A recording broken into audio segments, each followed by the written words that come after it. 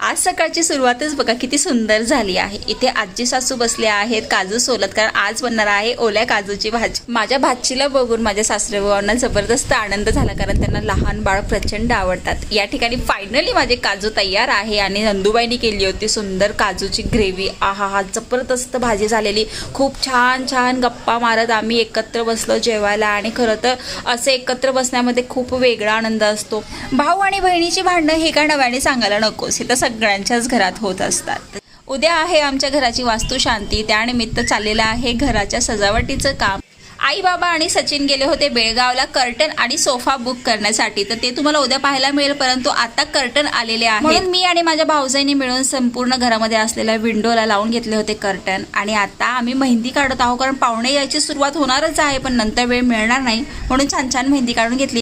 काहीतरी युनिक करायचं म्हणून माझ्या घराचं नावच मी माझ्या हातावर काढलेलं आहे। तर कसं वाटतं